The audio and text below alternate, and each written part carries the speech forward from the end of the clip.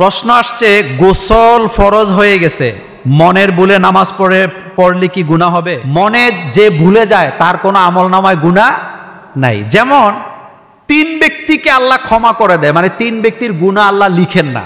কয় ব্যক্তি? 3 ব্যক্তি। এর মধ্যে একটা হলো যে ব্যক্তি ভুলে গেছে। যেমন ফজরের সময় এমন ঘুম দিছে, এর মনেই নেই যে নামাজ পড়তে হবে। অথবা আসরের নামাজ, তার মনেই নেই নামাজের কথা, কোনো ক্রমেই মনে হয় নাই। তাইলে এই ভুল মাপ, যখন সে তার মনে হবে তখনই সে নামাজ কি পড়বেন। গোসল ফরজ হয়েছে কিন্তু লোকটার মনেই নেই যে তার যে গোসল ফরজ ছিল, এই অবস্থায় যদি সে নামাজ পড়ে তার কোনো গুনাহ হয় নাই। কারণ যে ঘুমন্ত অবস্থায় থাকে, যে ভুলে যায়, অথবা যে পাগল হয়, এই 3 প্রকার ব্যক্তির আমলনামা লেখা হয় না। তার থেকে কলম উঠায় নাই কে? আল্লাহ পাক। তার কোনো গুনাহ হয় নাই। দ্বিতীয় কথা হলো নামাজটার কি হবে? তিনি যখনই তার মনে হয়েছে যে আমি গোসল ছাড়া নামাজ পড়ছি, তখন তিনি আবার কি করবেন? গোসল করে যেই নামাজটা তিনি পড়ছিলেন ওইটা কাজা করবেন, মানে ওইটা আবার তিনি কি পড়বেন। আরেকটা কথা বলে দিই এখানে, কোনো ব্যক্তি যদি অজু ছাড়া নামাজ আদায় করেন, যখনই মনে হবে তার অজু ছিল না, সে নামাজ পড়ছে, ওই নামাজটা আবার কি সে পড়তে হবে, ওই নামাজটা সে আদায় করবে বা কাজা করবেন। সুতরাং গোসল ফরজ হয়েছিল, যিনি ভুলে গেছেন আল্লাহ তাকে ক্ষমা করবেন ইনশাল্লাহ, তবে তিনি ওই নামাজটা পড়তে হবে। মোবাইলে ভিডিও কলে বিদেশ থেকে বিয়ে করলে বিয়ে হবে কিনা? হ্যাঁ হবে। বিয়ে হবে না কেন?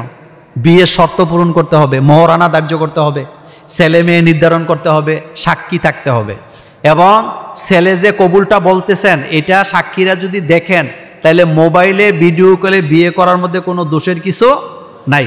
আরেকটা কথা আমি আপনাদেরকে সাবধান করি, সেটি হলো বিয়ে এমন একটা জিনিস, বিয়ে তারপরে তালাক, এগুলো খুবই স্পর্শকাতর জিনিস। এগুলা দুষ্টামি করেও করা যাবে না, করলে এটা হয়ে যাবে।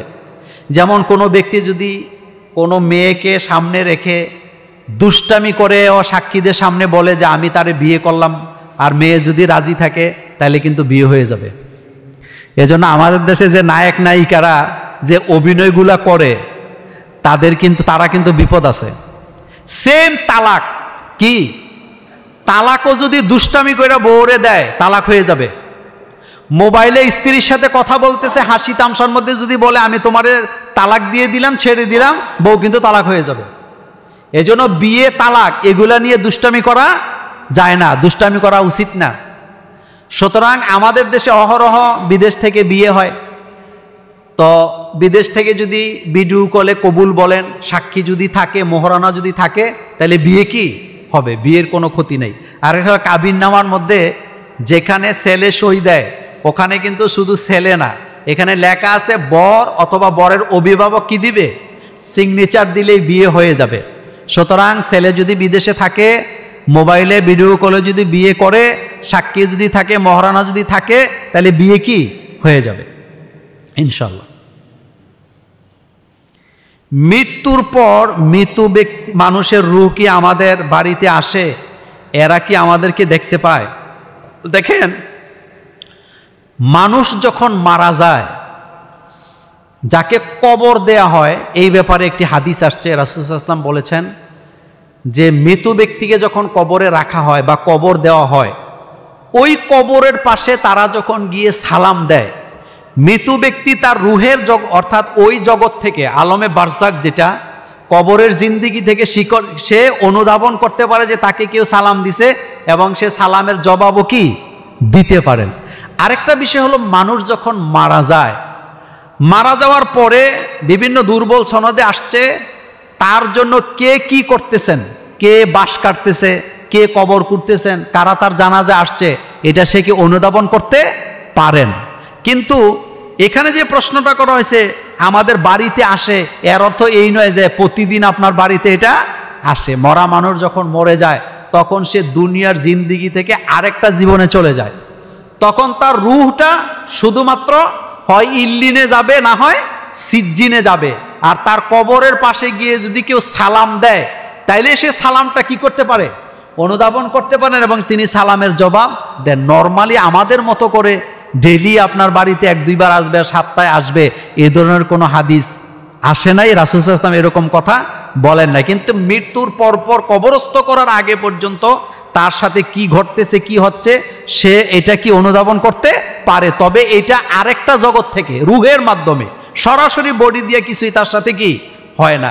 আবার আরেকটি হাদিসে রাসূল সাল্লাল্লাহু আলাইহি ওয়াসাল্লাম বলেছেন, মৃত ব্যক্তিকে দাফন করার আগ পর্যন্ত তার যে লাশ আছে এই লাশের সাথে তোমরা বেয়াদবি করো না, কারণ মৃত লাশেরাও কি ব্যথা পায়, তোমরা জীবিতরা যেমন ব্যথা পাও তারাও কি পায়, ব্যথা পায়।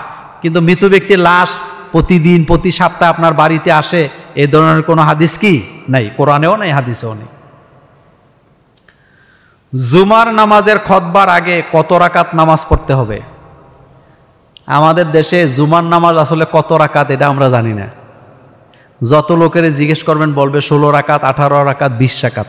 দেখেন এই প্রশ্নের উত্তরটা একেবারেই সংক্ষেপে দেই, সেটা হলো জুমার নামাজের আজান যখন দেওয়া হয় তখন ওযু করে সাথে সাথে মসজিদে চলে যেতে হবে। যাওয়ার পরে মসজিদে ঢুকে আগে বসবে না। আগে কয় রাকাত নামাজ পড়বে? 2 রাকাত। রাসূল বলছেন তোমরা বসবা না মসজিদে যতক্ষণ পর্যন্ত 2 রাকাত নামাজ না পড়ো। এখন 2 রাকাত পড়বেন তাহিয়াতুল ওযু, এরপরে দুখুলিল মসজিদ 2 রাকাত পড়লেন, এরপরে 2 রাকাত পড়তে থাকবেন ততক্ষণ ইমাম সাহেব মিম্বরে উঠবে না। যতক্ষণ ইমাম সাহেব যদি মিম্বরে উঠে তখন আর কি নামাজ নেই, অনেকে বলেছেন, কিন্তু রাসূল সাল্লাল্লাহু আলাইহি ওয়াসাল্লাম বলছে তোমরা 2 রাকাত পড়বা। সংখ্যা লেখা নাই হাদিসে, সংখ্যা কি লেখা নাই, যতক্ষণ টাইম পাবেন 2 রাকাত করে পড়তে থাকবেন। এরপরে খুতবা শুনবেন, খুতবা শোনা ওয়াজিব, খুতবার পরে জামাতের সাথে 2 রাকাত পড়বেন। ইমাম সাহেব যখন সালাম ফিরাবে তখন 4 রাকাত অথবা 2 রাকাত পড়বেন। এই ব্যাপারে হাদিস আসছে, হয় 4 রাকাত নতুবা 2 রাকাত। বাড়িতে পড়লে আপনি 2 রাকাত কি বলে 4, মসজিদে পড়লে 4 রাকাত, বাড়িতে পড়লে 2 রাকাত, অথবা এখানে মসজিদেও 2 রাকাত করে 4 রাকাত পড়তে পারেন। কিন্তু জুমার পরে খুতবার আগে যতক্ষণ টাইম পাবেন ততক্ষণ নামাজ পড়তে পারবেন। আর মূলত জুমার নামাজ হলো 2 রাকাত। কয় রাকাত? যেটা ফরজ এটাই আপনি গণনা করবেন, বাকিগুলো সবই নফল।